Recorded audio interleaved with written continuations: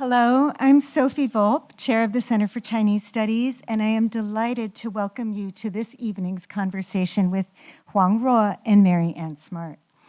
This lecture is the first of a series supported by Laura Young and Frank Wang, and I would like to thank them for their very thoughtful gift.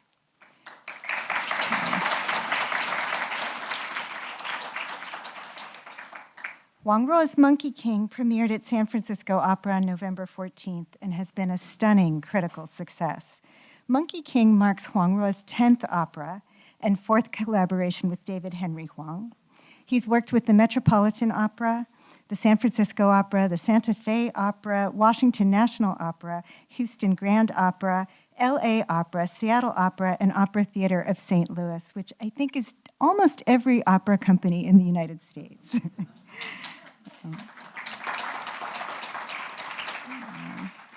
His music has been performed by the New York Philharmonic, the Philadelphia Orchestra, the Boston Symphony Orchestra, and San Francisco Symphony. His next opera, The Wedding Banquet, is a co-commission of the Seattle Opera and the Metropolitan Opera and will premiere in 2027. Huang Ruo received both traditional and Western education at the Shanghai Conservatory of Music, and then earned degrees from the Oberlin Conservatory of Music and Juilliard. He teaches composition at the New School in New York City and has pioneered a distinctive layering of sound that he calls dimensionalism.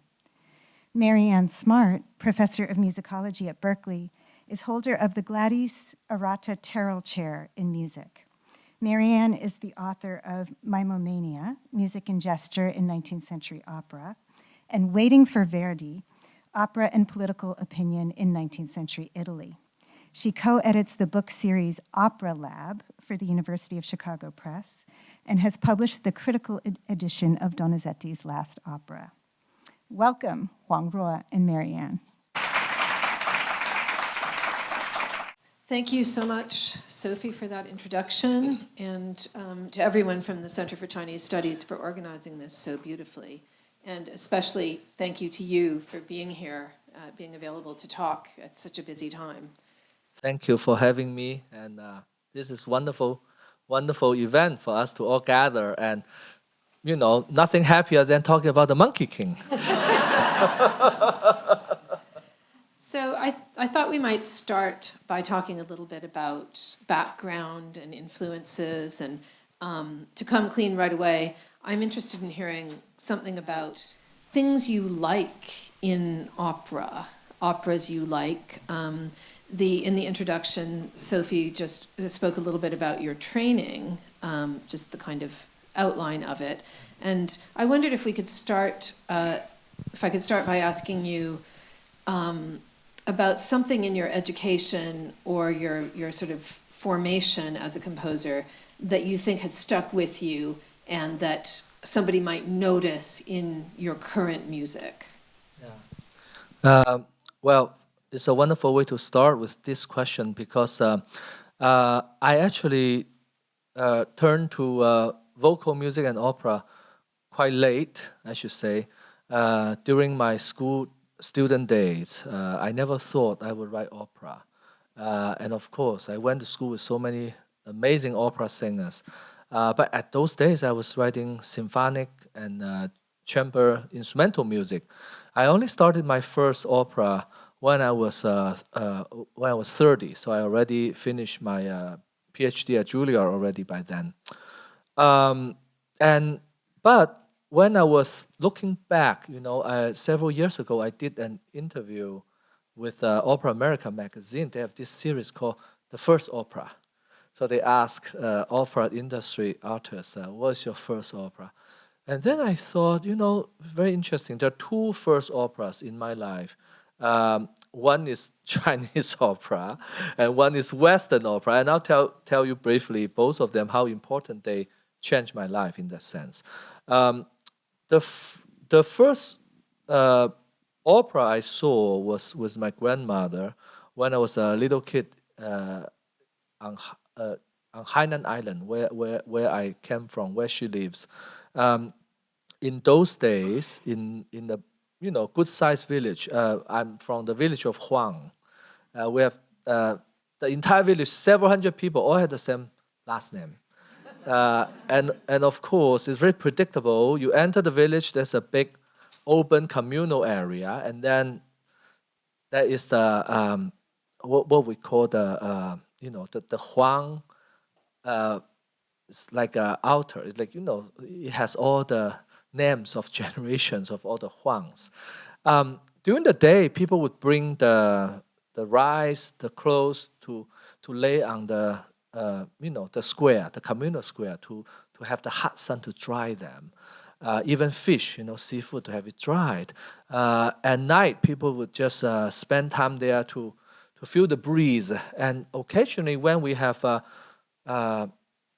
wedding, funeral, important celebration, their opera troops would come to perform Hainanese opera, and those are free, and we just bring our own chair. The Chinese style chair has no back, it's a long one, long benches, and with some food. And my grandmother and I would just sit there and watch opera. She's a poor country lady, never went to school and never learned how to write and how to read. But she learned all her manner and moral from watching opera. And so because Chinese opera is kind of like a modern day, sometimes we follow the Korean TV drama.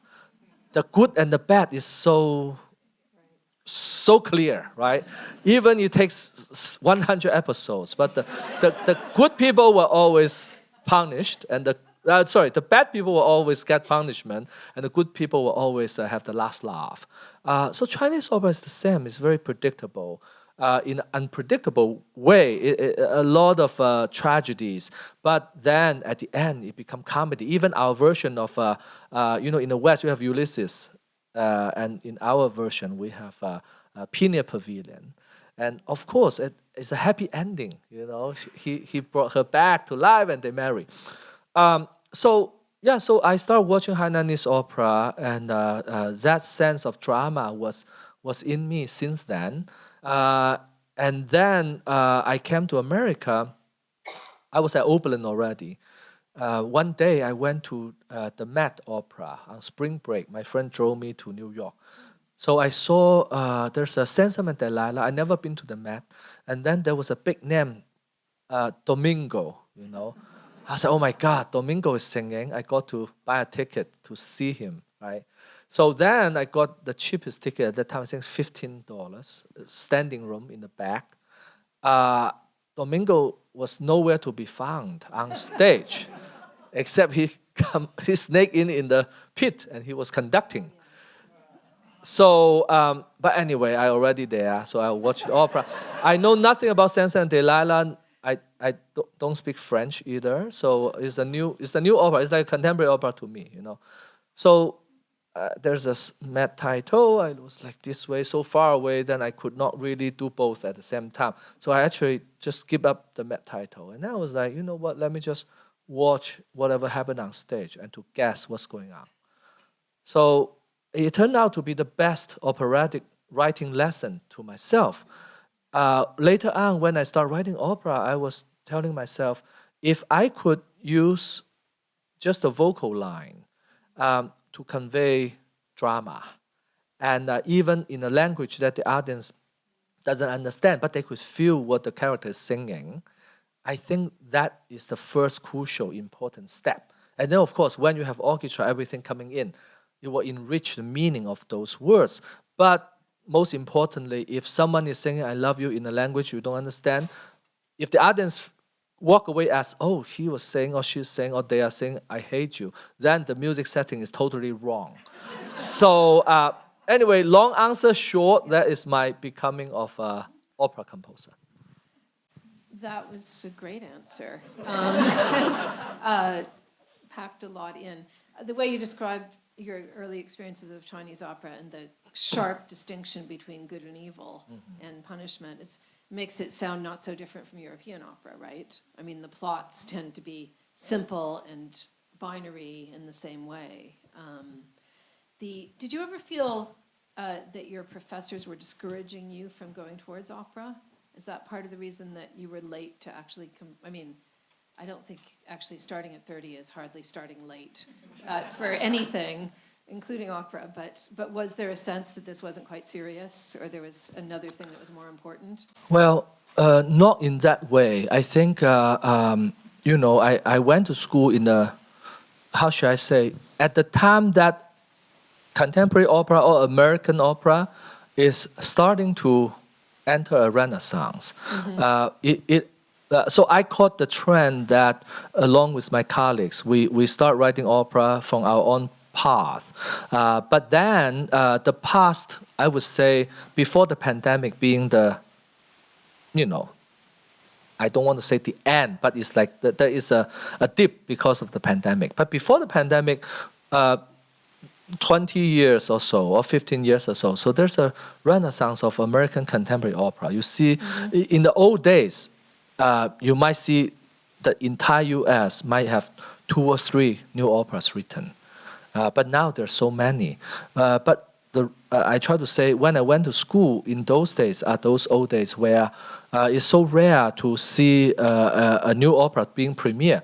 And the entire country, when there is a new opera either done in San Francisco or the Met, it's like such a big deal, And then after that premiere, they don't do another new one until 3 or 4 or 5 years after. And famous problem is that the new ones often don't get performed again enough either. You get the premiere, but they don't get picked up. The second production or second performance. Not something that we have to worry about with the Monkey King.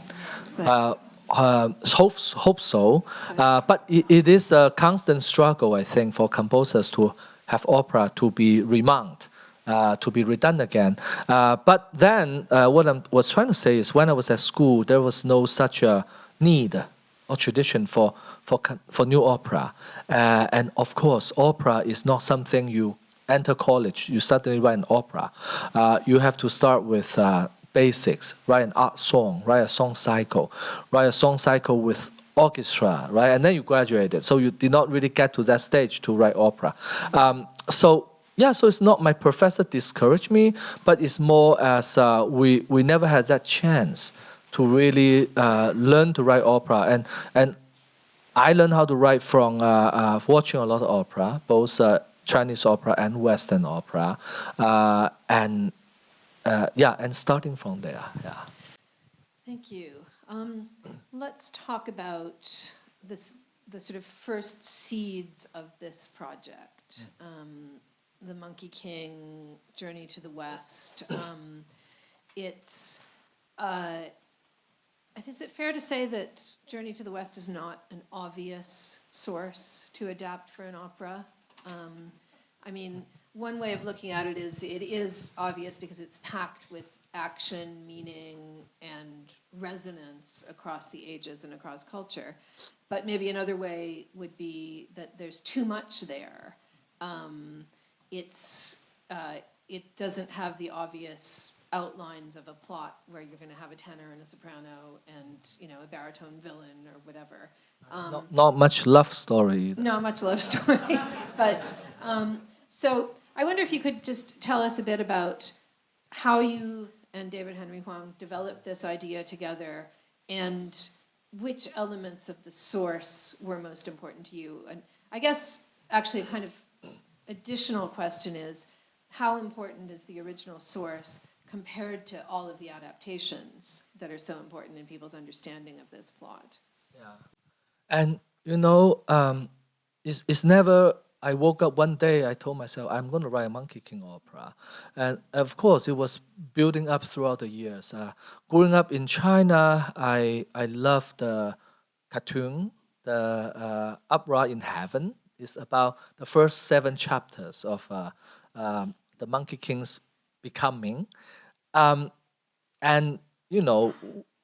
all those kids I grew up with, it's not whether you have seen it, but how many times you have seen it. I personally have seen it more than a dozen or maybe 20 times. I often felt, there is always a Monkey King in me. Want to do things a little bit different. And so that was a character that I love very much. But of course, I wasn't thinking about making that into an opera back then. Of course, in traditional Chinese opera, Peking opera or Cantonese opera, there is this this story was done as a Chinese opera, but mostly is martial, right? A lot of percussion instruments, not much dialogue. It's just fighting. In Beijing, actually, if you go to Yiheyuan, there's a beautiful garden palace. You went to see Cixi, who is one of the last queen of Qing dynasty. She built this gorgeous Chinese theater, has 3 levels, and that she loved the Monkey King story. So actually, that theater, I believe, is perfectly built for the Monkey King, because on the bottom is the scene where the Dragon King scene. So according to what I read, actually it could fill up with water on the bottom. And then the middle is the mountain of flowers and fruits, and the top is where the heaven scene takes place. So imagine you are in this royal theater, you sit afar, you see people running up and down, you see actions. But of course, in San Francisco Opera stage, you don't have that 3 levels, and also we need to create magic in one space. So, but again, so that seed was in my mind when I started writing opera. How wonderful if one day the West got to see, we have this cultural heritage treasure, the Monkey King, who also is beloved by so many people. But the real trigger actually was during the pandemic, I should say. At that time, I felt the need of creating an opera. Opera, people always say, is about love and death. But when there's so many discrimination, so many negative lights shed on Asians and Asian Americans, I'm still writing about love and death. I might just write something more positively to help, right? So it's an act of help, part of me. I want to do that because I believe that could help. And David and I, we found a great partner in San Francisco Opera, and through the great support of Matthew Silvak, the general director, who also had already helped bringing out the premiere of the Red Chamber, A Dream of the Red Chamber, to great acclaim. So then it's natural to come to San Francisco to say, hey, by the way, there's another very popular novel, more complicated in its own way, but it's more timely as well to bring on the opera stage. So that also helped to bring this idea on the table. But of course, as what you rightly pointed out, the Monkey King story or the Journey to the West itself is impossible to make into one opera. It's not the obvious choice. It's not even on the top 10 choices at all. Just because it takes 3 times at least longer to sing a line than speak a line. So when you have such a complex story, how do you create that as one opera? But fortunately, the first 7 chapters, the Monkey King's own story itself is a very contained drama. And if we find the right angle, it could be created as a very convincing operatic work. Now, with opera, so I was joking about opera is about love and death, but the true meaning behind that is opera is about emotions and deep journeys of the character. No matter it's happy ending or sad ending, doesn't matter, but that should be a consistent journey. And it's about the character the singer's portraying as much as about the story. So in that sense, we found that in the Monkey King, this character. Now, I definitely want to come back to what you just said about pacing and how long it takes to deliver a line in opera. I think there's lots of interesting things in your score related to pacing. But maybe before that, can you say a bit more about the timeliness of this material and what the Monkey King meant for you, all of you as a team, but especially you, in this exact moment in California or in the States. And maybe also what you did with the ending or how you understand the ending. Yeah, I was going to save this at the end to talk about. Well, we can do that. Okay, let's save it. Let's save it. Maybe we show a short clip or something. That was the next thing I wanted to do anyway. Was if we could get ready to watch the first clip, which is the aria for the invisible tech person. I wanted to dig a little bit into the musical style, starting with the bilingual aspect and the differences that I know you have thought about a lot in setting English and setting Mandarin. Maybe we'll listen to this, which is, I think, less than a minute, a little excerpt of one of Guan Yin's arias, and then talk a little bit about how you respond to the language and what it sort of elicited from you, or what possibilities it presented. Let's listen.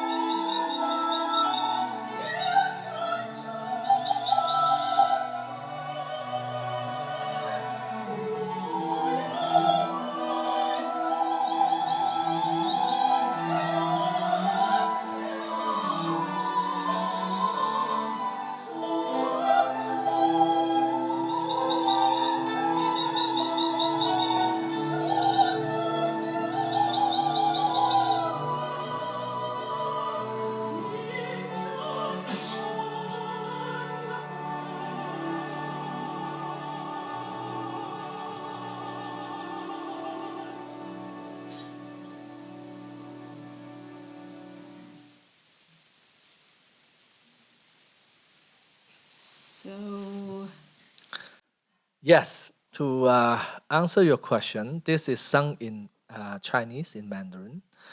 The text here is from Diamond Sutra, which originally was in Sanskrit, and then it came to China, brought to China by a character later on in the journey to the West by the monk Tan Shanzang. And the reason I want to use this sutra here is the whole story of the Monkey King. It has a lot to do with the relationship between Buddha and monkey. Now, for those of you who have not seen it, we actually have an on-demand going on until tomorrow at 10 a.m. So you could still catch the opera. Just go to the San Francisco website. So this is a sidebar. But I was explaining a little bit. So Guan Yin, who worked with Buddha, they want to find a disciple or someone who could help the monk to go to India to collect the sutra to bring back to China. So Buddha intentionally tried to help and train and found monkey to make monkey to be the person. And monkey, of course, is out of the box, never listen and learn something, showing off and destroy the heaven. So by chanting the Diamond Sutra to the monkey, Diamond Sutra is the teaching of Buddha. So in this sense, I use Guan Yin as the voice to chant that to the monkey when he was put under the five-element mountain. So it has to be sung not in English, I feel, because it has such a different, to sing it in Chinese, it has such a profound meaning. It's not just the meaning of the words, but also the meaning in the context. And yes, one should write music differently because of the language. If I'm writing a French or Italian opera, it will definitely sound very different as well. And as you will hear from the Monkey King, when I write for English, it's very different from Chinese. So in this sense, it's a Chinese aria. So that's the reason for this sutra. Also, if you see the opera, you might recognize the music from the orchestra. The underlaying of the orchestra is from the previous scene of the Act 1, where the knight, Monkey King, sneaking into Subhuti's chamber to learn magic from Subhuti. So the night scene music actually is what the orchestra is playing. Now, the reason I brought that music back to underline it is at this point, Guan Yin is circling above the furnace, the Ba Gua Lu, yeah, that's the Taisang Lao Jun, the supreme sage Lao Jun's the furnace. Monkey was being put inside the furnace to be roasted for 49 days. So I was just imagining he must be so lonely there, for lack of better word. That's what opera composers try to think. What is the character thinking at that time? And then you want to use music to highlight that. And Monkey King is not singing at all, but yet he is singing. He's singing through that music. That first night he learned those magic. Look what brought him to this point, So in the audience, then suddenly you put 1 and 1 together becomes 2. Okay, Guan Yin is singing to him while he is reflecting on his own journey, how he came about. So suddenly you have this very invisible dialogue created. And so that's my method. I was actually just about to ask you a question about recurring themes and because I think there's the vocal melody in this aria also sounds like it wants to be kind of a leitmotif. But before we get more into musical style, this is a musical question as well. If you had to choose one, who would it be, Wagner or Puccini? I love them both. It's really hard to choose. And of course, not every works by them I love, like any composer. And I think, I learn from both of them, and I love both of their work. But also, we are creating operas that standing on their shoulder and trying to move forward. So I would say I was inspired by how they create opera, but also the Monkey King is a continuation from the Western operatic tradition, but also bring in what I call multiculturalism, where the Chinese tradition also becomes a third culture. So in this sense, but I do want to tell you my favorite Puccini opera is Su Angelica. Oh. And you might think should be La Bohème or Madama, but no, it's Su Angelica. That might be his best opera, actually. To me, it's 1 hour, a little less, but the last, the aria, at the end, Angelica sings 20 minutes non-stop of her. Those 20 minutes she went through from sad because she lost her child to this suddenly finds peace because her child is in heaven.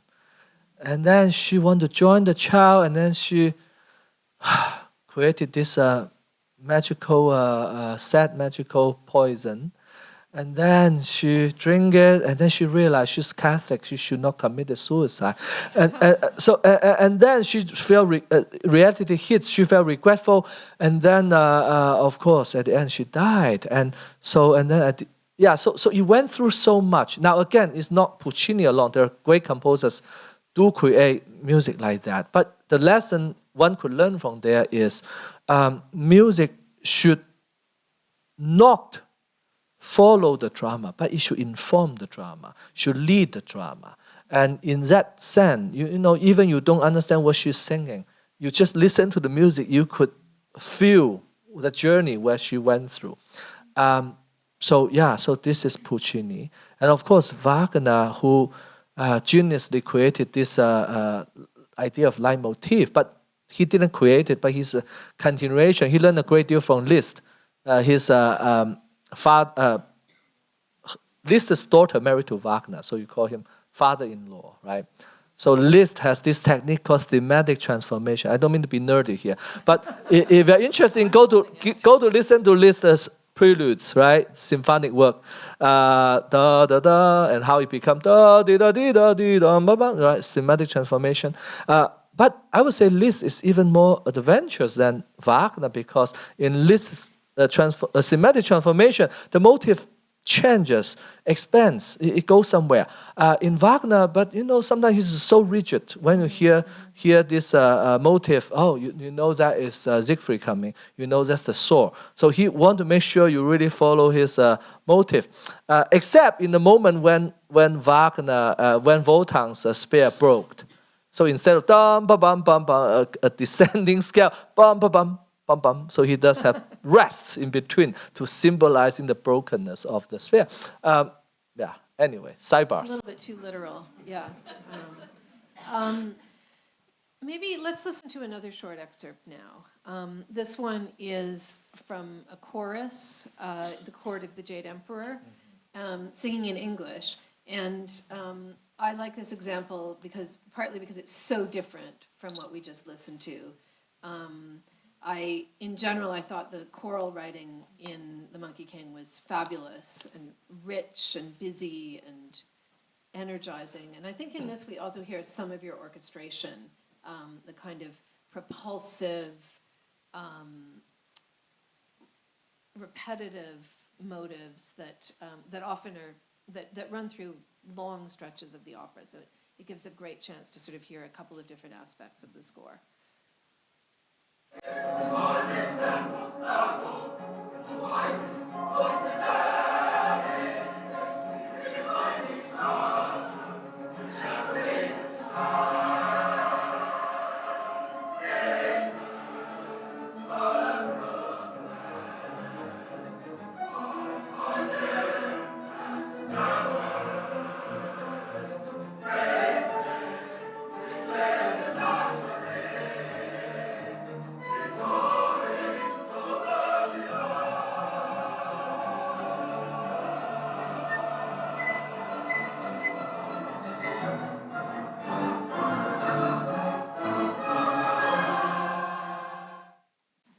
This is such a different kind of pacing, much less repetition in the melody, but with this orchestral motive that repeats at different pitches. And can you talk a bit about how you approach composing for the chorus or composing a scene more like this? Well, there's in the Monkey King there are many chorus numbers, and this is one of them. So I do write each of them quite differently, and so there's no one way to say which should not be. Right. So in this scene is the heavenly court scene where I have to tell you, when I saw the photo taken by the wonderful photographer from San Francisco Opera, it has this family portrait of the Jade Emperor's court. I was so proud. Oh my God, all these guards on San Francisco Opera stage, and you could name, that's Jade Emperor, that is Naza, that is General Li with the tower, and that all these characters. That's the four kings. So the idea is they are in a dance party, and in David's footnote is it's a corrupt dance party, right? So I was just thinking, well, obviously it would be too obvious and too literal to create a disco dance party. And what does the Chinese heavenly god dance like? I never seen it, and I don't think any of you have seen it either. So the beauty is then I could create whatever I want, but at the same time, following the drama and following the tradition. So in the music, it has integrations of different elements, I should say, and you could hear these Chinese percussion instruments also being used. The rhythm, I would associate that more as a, it's kind of like a techno party. It has this dun dun dun dun dun dun dun. That's the music I grew up with when I was in my college days. But yeah, so it has this unusualness to it, and it's hard to dance to it. But at the same time, that's exactly what I try to convey. It's a dance that impossible to dance, but yet they are dancing it, right? Yeah. So that is that scene. Yeah, that's a great explanation of that, the rhythmic character, which is sort of slightly off kilter all the time. Let's talk about the staging, and I'll try to make. Could I just thought of something I want to just add. Absolutely. I mentioned about Su Angelica of Puccini, and also if you're interested in Pekingese opera, there's a famous opera called Night on the of the Bear Mountain, Huang San Lei, which is a famous opera sung by the Cheng Pai. In Chinese Pekingese opera, there are different styles of singing. There's a Mei Pai, Mei Lan Fang, but Cheng Pai, Cheng Yan Qiu. So in this is the equivalent to the the excerpt I told you, the 20 minutes of Su Angelica singing with soprano voice. But in this opera, it's about this wife who lost the husband, the mother-in-law, and the child to a tiger in the mountain. So and at the same time, she was being pushed by the tax collector, try to squeeze more money out of her. And then she decided to go to the mountain to face the tiger instead of stay here to face the human tiger. So that's the aria she sung. And then in Chinese style, we have something called the ku qiang, is the crying singing. So so she didn't sing any words. She said,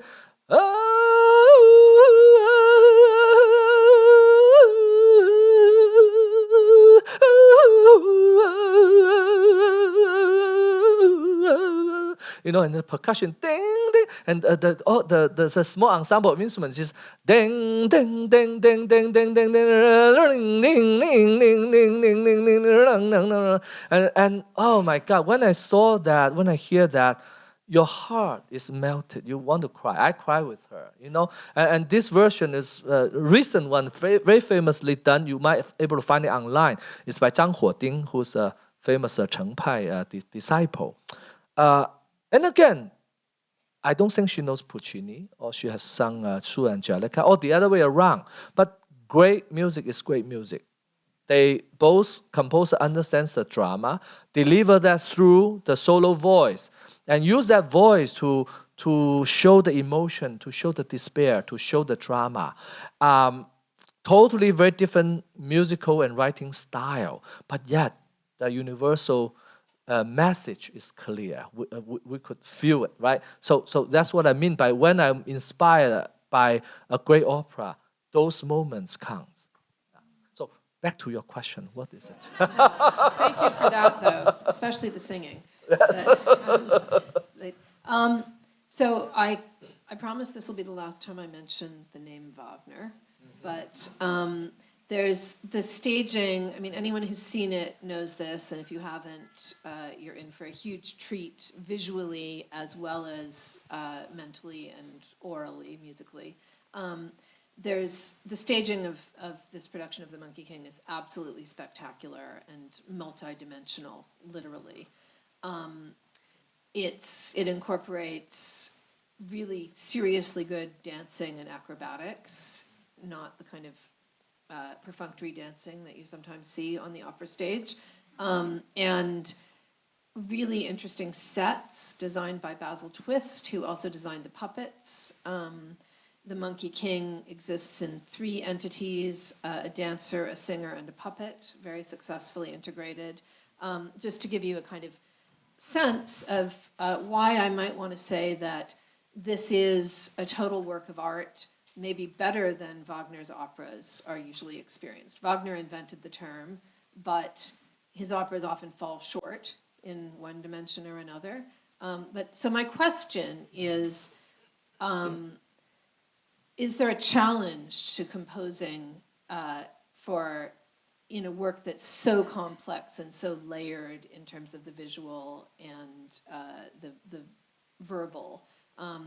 Do you feel like it requires different approaches from you at different moments? Like sometimes you actually had to consciously write music that would be background for a stage effect, or that would lift up a stage effect or fill in a gap where something visual was happening or not happening. Does that affect you, or is it more something that comes together after the fact? And it does affect the writing, of course, and I should come clean that my desert opera is Parsifal. And I do love Wagner's opera, and I think it's just a little bit different, and of course the idea of total theater, that is a continuation. But I would say what we, the Monkey King, has, Wagner's time didn't have, is this the idea of the third culture, to bring in, the Eastern culture in such an integration way. And of course, if Wagner lived in today and traveled to China, maybe he will write an opera that will inform what he experienced. But I think my conductor friend Carolyn Kwan, who conducted our opera, she was half joking with me. She said, "Oh my God, we both saw Parsifal together at the San Francisco Opera." She said the fighting, the transformation and fighting scene in The Monkey King, which is like 2 minutes, it already has more stuff than the 5.5 hours Parsifal has.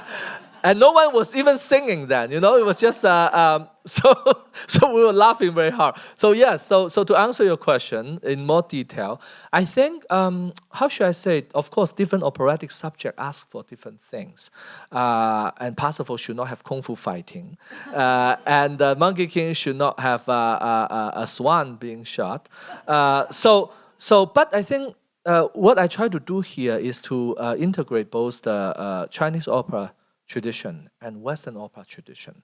So in Chinese opera, each singer has 4 techniques need to learn: singing, reciting, or recitative style, and then dancing, and then fighting. So a complete opera singer went through that training for years and years, and then even into so much detail that how many steps one should walk out. And if someone walk one extra step, that person is being criticized by the audience. But they all know, okay, the Ba Wang coming in, should how to walk, how many steps. So everything is very stylized. And of course, a story like The Monkey King, it asks for not just singing. The simple question to ask is, when Monkey King walk on stage, should he walk like a regular person coming to sing, like a Tang Hose? Or should he act like a monkey? So of course, our Monkey King need to act and dance and move like a monkey, and then plus fine singing. So that's the challenge of this role. And there are moments, actually, no one is singing, because the story is saying, okay, Monkey King is fighting Erlang, right? So, but then I created this symphonic music going with the fighting. But then this is an opera. It's not it's not a film. So then I thought, okay, would be very interesting to have the Monkey King singer and the Erlang singer. They are like the puppet master controlling 2 avatars. So they are singing on stage left and right, downstage. And then their avatar is fighting. If you remember that scene, they are fighting at the center of the stage. Meanwhile, they go back and forth they're not really, David didn't write any words there, so I created some vocalization. So Erlang said,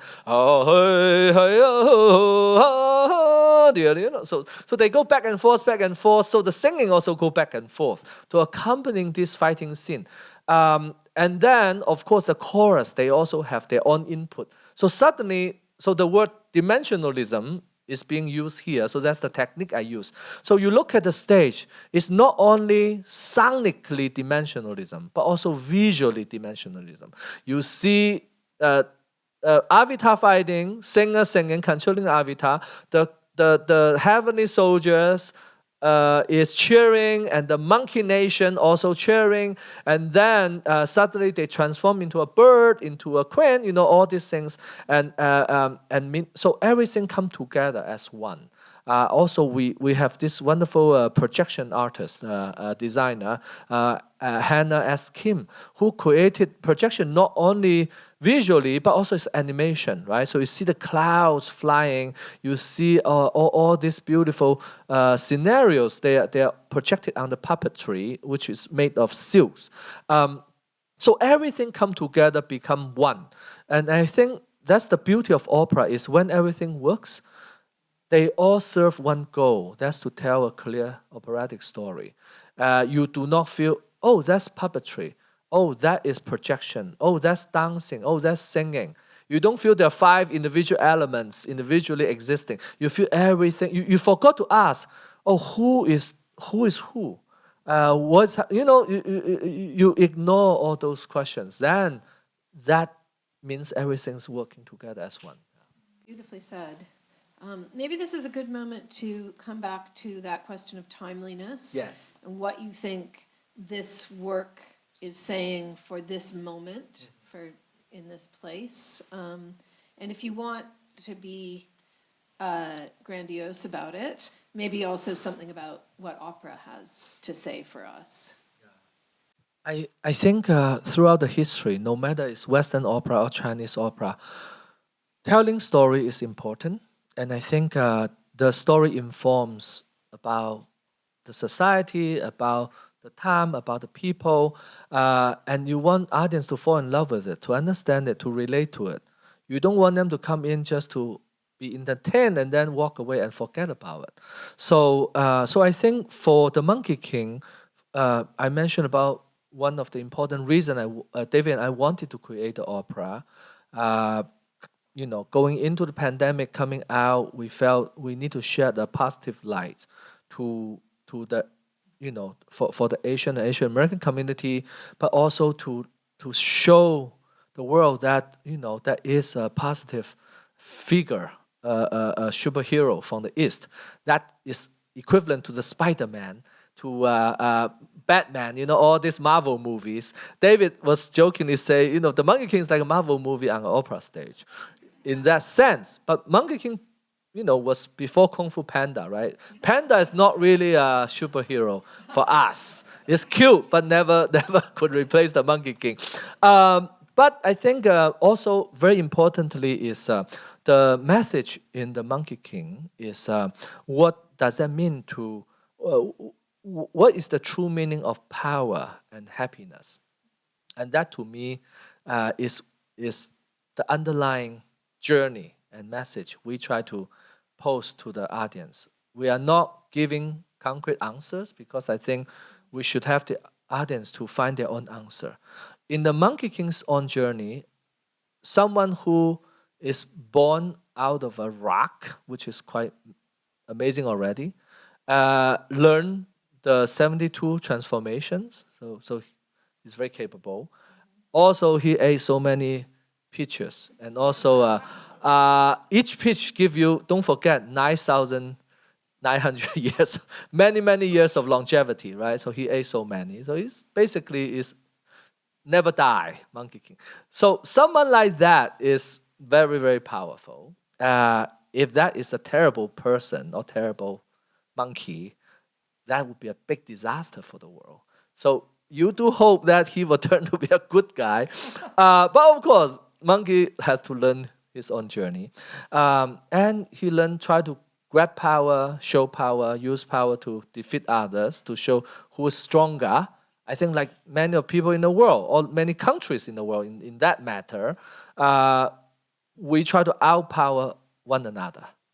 But then what is true power? What monkey learned at the end is true power is to let go of those power, to give the power away, to empower other people, to really help everyone to reach a better tomorrow. So that is the lesson that the monkey learned in this opera. And of course, later on, he does help the monk, to conquer all these monsters, to walk right? Not flying, but walking to the land of bliss to collect the sutra. So, so in that sense, I think what does it mean to have power, and what does it mean to have true happiness?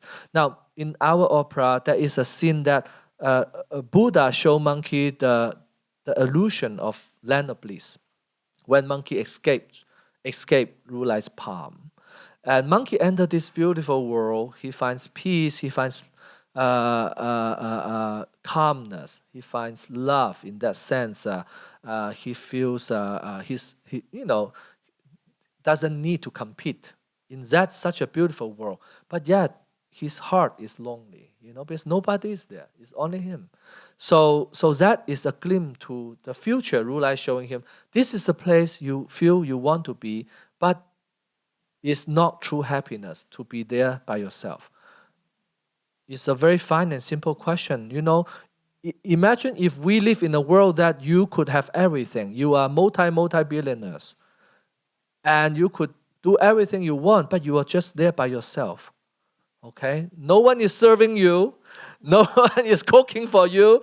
You have to do everything by yourself, and you are by yourself. Even you have a whole house of treasure or money. Are you really happy? Don't you miss the moment you could talk to someone in a talk like this, to listen to someone talk about the Monkey King? I would choose the latter. For me, happiness is we all get together to have a laugh. So, Thank you. Maybe we'll leave the dialogue part of the conversation at that point. That was actually a beautiful wrap up, and open it out to questions from the audience. Do you have more clips to show, or that's it? I didn't ask them to queue up more clips. But people were seeing clips as they came in.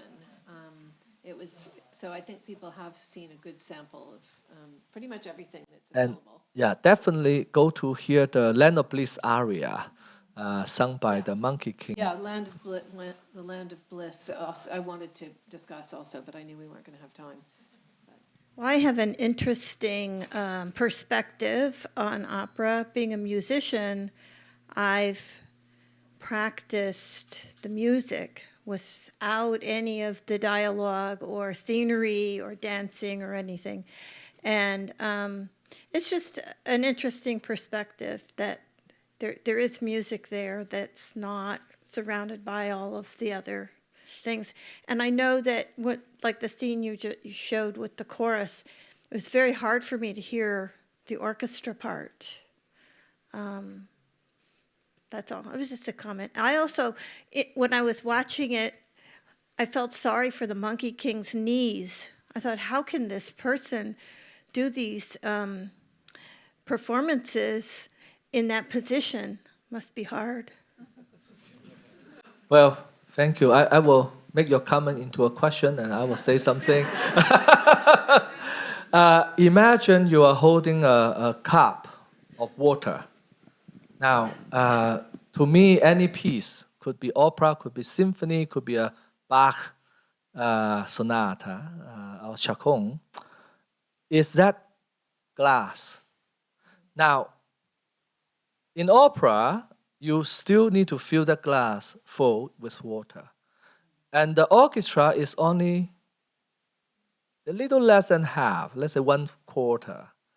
And then you have singing, you have stage, you have custom. So all these elements fill up the whole glass. So yes, orchestra is not primary, neither scenery. We all work together. And actually, that's why I love working in opera. It's such a great teamwork. We never say, okay, now everybody need to move away. I only be the only one, right? So that's, again, my point of what is true happiness. In a solo Bach, chaconne, that solo violin is the whole water of that glass. You better fill that up. So so it's just different. I would want to share that. Yeah. Hi, thank you so much. I really enjoyed the opera this weekend. And so thank you for creating that and sharing your creativity with us and for being here today. So since Wagner came up during the conversation, what are your thoughts on creating a king cycle? Thanks Thanks for asking that because I wanted to. Thank you, thank you. At first I thought just David and me were crazy, but now I'm happy that more people ask that question. I think it was our pipe dream. One day we were able to tell the story in full, and for the reason being, there's impossible to tell the entire Journey to the West in a 2 hours long or 2.5 hour long opera, and we have to make a choice. Instead of telling the ending, we tell the beginning naturally. So one day someone was saying, but the journey didn't start yet. Of course, that is one regret we have is we did not have a chance to introduce the monk, the pig. The part of the pig is very comical. He went to the wrong place to reincarnate, right? So anyways, let's save that. So I think, my hope, my dream is to able to create a Monkey King cycle that able to tell. Obviously, we can't tell 100 episodes, but to able to at least form an arc. So let the audience, even don't know about the novel, could still feel they experience the full journey. So yes, hopefully that day will come. I look forward to it. Thank you. Thank you. Do come back if that happens. I want to say thank you too for it. It's an experience that you have to have in the theater. How much of the libretto did you work on collectively? I mean, how could you talk about that? The process of working out the words, and was there any part at which you finally said something like, sometimes you read in composers' letters, no, I need 4 lines that do this because that's the music I hear. Yeah, thank you. And it's so true that that naturally there are adjustments and back and forth, and it's no different from Strauss' time or Mozart's time when they create opera, or Puccini in that sense.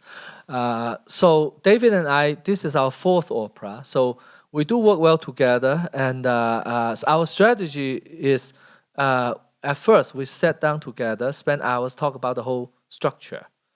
So we know how many acts, how many scenes, what happened in each story. It's like building a building. You create a foundation, you build the layer of 4 storage, and then you do the wall, you do the window, this or that. And then when David sent me the libretto, we do it scene by scene. So he has scene 1, and then I look at scene 1, and then I feedback with my comments, suggestions. So if there is an aria needed, or if there's some extra words needed, I would always ask him.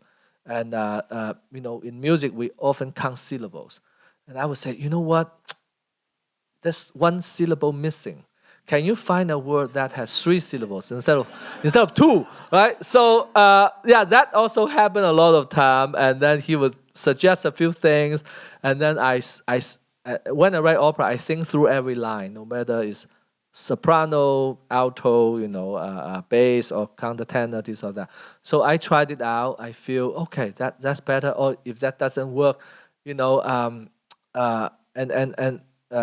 and I'll give you one example is in the Land of Bliss aria, the word territory, which you heard at the very, very end. Monkey King is saying, I need to mark my territory, so that I could come back to find. It's a great word when you read it, but territory is like four syllables. So it's not easy to set. And of course, I want to repeat this line twice. So I was like, you know what? It's too much for the tenor to sing this word twice. So maybe we just find another line, and then David did wrote me another line to talk about something else. And then only at the end, he's saying that I need to mark my territory so that I could one day come back. And then, of course, he pee after that, right? So that you also don't want to give that keyword out too soon to the audience. I mean, he already said it, but he never did it. So that's the drama and the music need to be exactly the right timing for that reason. So did I answer your question? You definitely did. I hope some of this is written down between the two of you, so that musicologists in the future can document it as we. It's in our text messages. Yeah, well, that's going to be an interesting challenge, but it's because this is exactly the kind of correspondence that went on between Verdi and his librettists, which allows people to understand all kinds of things about specific aspects of the operas. It's fascinating. Still at the very back on this side. And while she's walking, I'll give you one more insight detail because you all come to us today. So in our, and I should give great credit to our director, Diane Paulus, as well. So in our libretto originally, David just wrote, okay, the Monkey King P after he sang that line. So then Diane was watching the stage and she said, you know what? I think people is going to clap after he sung. And then he immediately go to P. And then the audience, they have this, you have this mixed reaction of laughing, clapping, like feeling sad or feeling, So, and thanks to Diane, she said, you know what, why don't we have the Monkey King just hold it there, let people to clap, and then he, ding, have an idea, and then he go to P. So, and again, this is what I love about opera, it's such a great teamwork. At the end result, you see everything move so seamlessly. But of course, there's so many tryouts, so many back and forth to make that seamlessness working. Yeah. For the people that are singing, how did you figure out the pitch to depict the emotion that is going on in that event? Yeah. Wow, that's a great question. Thank you. I think what I did first is I read the line first, and then I put myself as the character, and then I wrote the music. I sing that line also to make sure that it fits with what I need. Now, of course, with singing, sometimes I'll give you one example. If there's a line says "I love you," not from our opera. Normally, you will say it, when you speak it, you say, I love you. So the emphasis is, I love you. So you want to say, I love you, instead of, I love you, right? So you see the differences, right? So I would definitely fall in love with the first person who's saying, I love you, then the second person. Now, but if suddenly the character is some kind of a narcissistic, like some kind of self-loving person. It's all about me. So if that person unwillingly say, I love you, maybe you want to say, I love you, So suddenly you understand that person actually is more focused on the I than the love you part. So I'm just making an example here, but it shows you with music how much we could do to deliver the meaning of the words. And that's what opera is so unique about. Yeah. Did you want to tell us about the Land of Bliss? Well, I think you need to hear it. What I want to say is in that music, first of all, it's available online. But this is a plot point. Now, if you read the novel never say, oh, he go to the Land of Bliss. So the novel just say, Monkey King jump with his special jump. He could fly many, many thousands of miles, and he found this place, has 5 peaks, a mountain, beautiful mountain, alone, just this or that. But again, being a plot line, David and I were thinking, would be very good to show the audience, Ru Lai show Monkey King at that moment that is the place where he wants him to be eventually, and he did get there eventually. But to show him that beauty of that place, but at the same time, to give him that loneliness. So it served our plot line, so that we created that scene that way. But in the novel, it didn't say that's Land of Bliss. But again, it's up to our interpretation. I do feel this way, it deepened the plot line, and it gives the opera more a reasoning for Monkey King to be there, and then being captured after that. So Yeah, so that is now the whole the whole name is called Pure Land of Bliss. So 西方极乐净土. So that's the full name. But of course, Pure Land of Bliss is very long to say. So we just shorten it to Land of Bliss. Isn't part of it also that he's deluded about where he is at that point, though? Like he thinks he's free, but he's not free. Yeah, exactly. Yeah. So he thought he is out of Rulai's palm. And so, he wrote characters on the third finger, and then he pee on the thumb. And then Rulai review, you are still on my palm. So yeah, it's a very dramatic moment. As a little kid, I just recall I fell for him. I wasn't laughing at all, it's just, oh my God, he did not escape. I feel for Monkey King. He was being captured. But, and then because of that moment, you have many more stories after that. Imagine if he was not being captured, he just defeats Rulai, what Monkey King would be. So, yeah.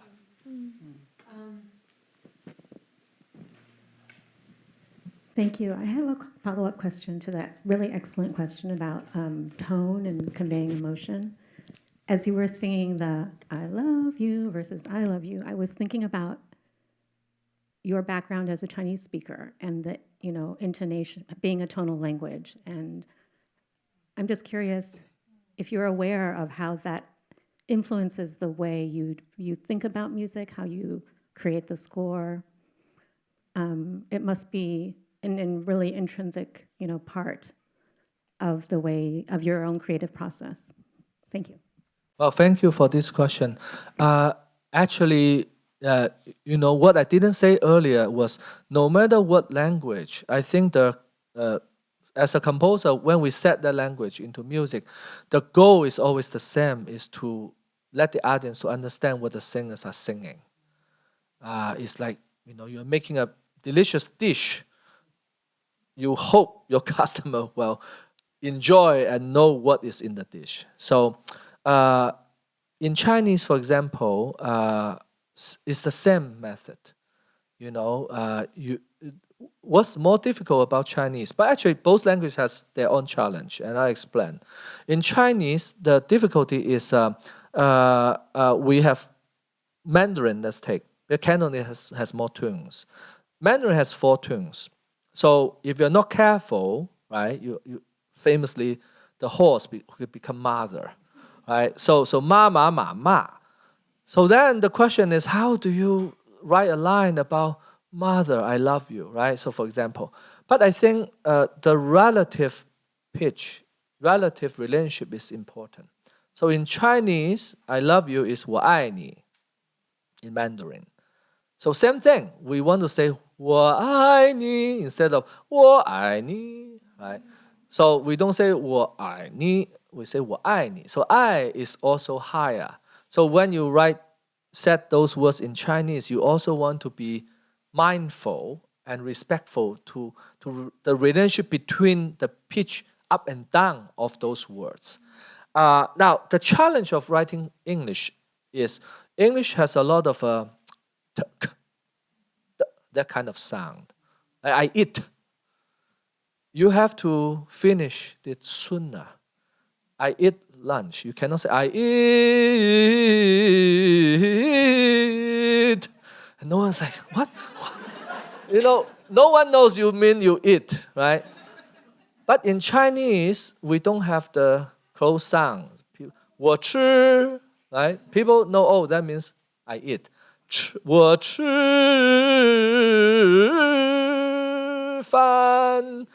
People know you want to eat. So I think that's why I secretly think, Wagner's Parsifal is so long, but for Chinese opera standard, that's normal. Chinese operas are very long. It takes multiple nights. And because we don't have a cutoff, a Chinese operatic line, a singer could be on stage. When you sing about, I mentioned Cheng Pai, they add so many mellissima, so many things at the end of each phrase, and then people clap. It takes a whole night to tell, just one episode, right? So, but again, Chinese time is very different from the Western time. I think it could also show in the operatic writing. Wow, that's interesting in so many ways. I mean, Italian also works like that, right? It's open vowels at the end. But you're also pointing to the fact that even though we often don't understand some words completely, it helps, even if you know the language, you probably want there to be surtitles. But you want to understand it partly. You don't want it to be deformed beyond what would... At least we try, right? Yeah. So. Hi, I just wanted to say, first of all, thank you so much for being here. But my question was concerning more of the stylistic choices related to the Jade Emperor's court and like their clothing attire. I noticed the colors are super poppy, and like the actual attire itself was also a lot more modern and techno. And I know earlier you were talking about how the chorus from that part was more influenced by techno music and things like that, and you wanted to emulate the feeling of like a disco ball.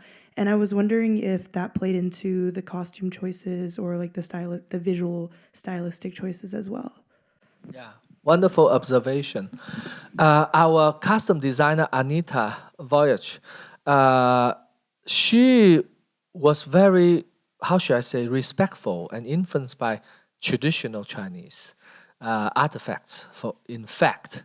And of course, she also combined with modern day, today fashion, right? Like I was joking with someone earlier today, was like, looks like a Hunger Game,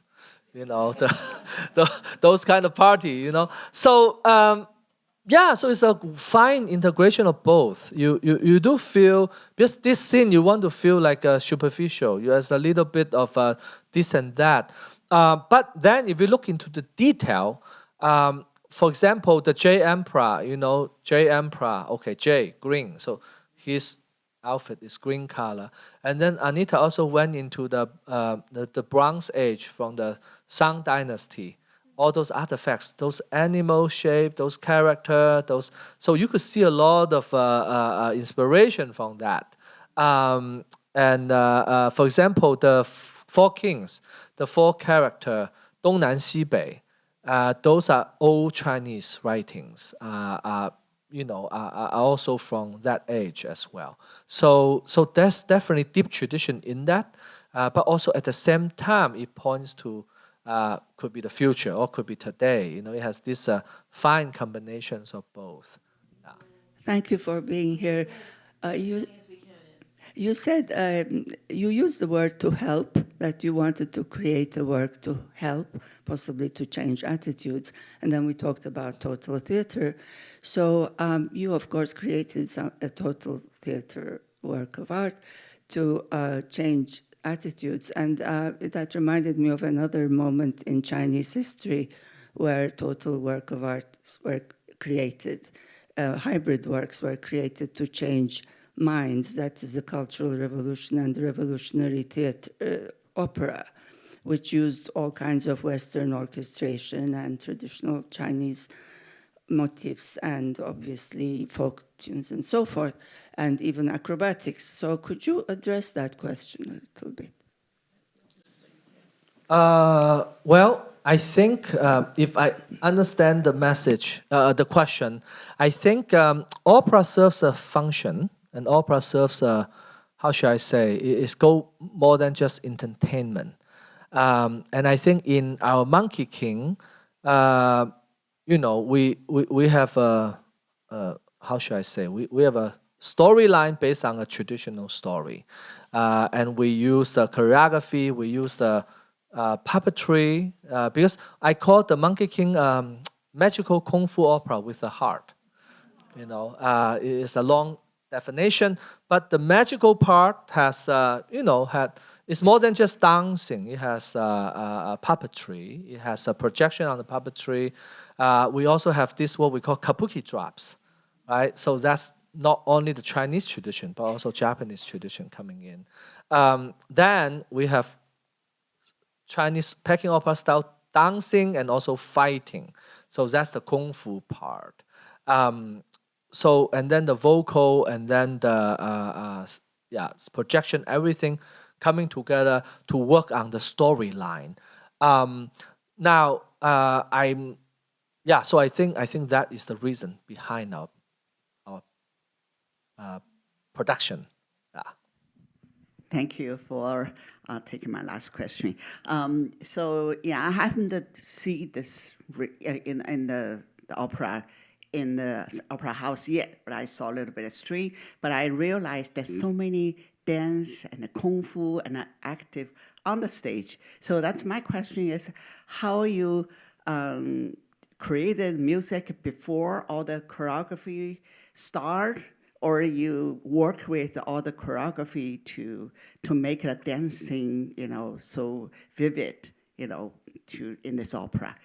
I know that in 19th century, when the time back to Meyerbeer for the Grand Opera, that he left all this the dance music to the choreography to make. But I don't know how you, on that part, you should share with something with us. Thank you. So I think, back to my question of how to create a dance scene for heavenly gods, for Chinese heavenly gods, right? So now I would share one detail is we look at the statue of the 4 heavenly kings, 四大天王, on temple. Some are this, some are that. So when you see the choreography, you do see those gestures created by those 4 kings while following a dance movement. And then also our choreographer An Yi also, she does word painting as well. So if there's a word says step, right? So then she does this hand motion. It's like kind of kung fu combined with dancing together. But it show you a motion of stepping someone. So because the word is backsteppers in the wording. So it has a lot of meanings in that scene. And also for those of you who might go back to see it or have seen it, if you did not notice, actually there's a storytelling in the dance scene. It's not just a dance. So at first, it's like a club. You see a gatekeeper, a bouncer, guarding the door with this red, this gate. And these people try to go to the higher class, J Emperor, and they are not allowed to get in. And then Taisang Laojun, the supreme sage, Laojun, show up, skip the line, and then was immediately let in because he's higher up. And then the white tiger and green dragon came. They gave money to the bouncer. The bouncer let them in also. So so they're very interesting scenarios, more than just dance happening in that fluid scene, which you might not see it in the capture, in the on-demand, because they just show dancing. But if you see it live, you actually could observe those details. This is just to remind us that we all need to snap up those last few tickets that are available or catch the on-demand in the next 24 hours while it's still available. Right. Thank you so much, everybody, for coming. There is hang on one sec. There is a reception outside for all of you at which you can meet Huang Ruo and Mary Ann and ask them any last-minute questions. So thanks so much to Huang Ruo and to Mary Ann.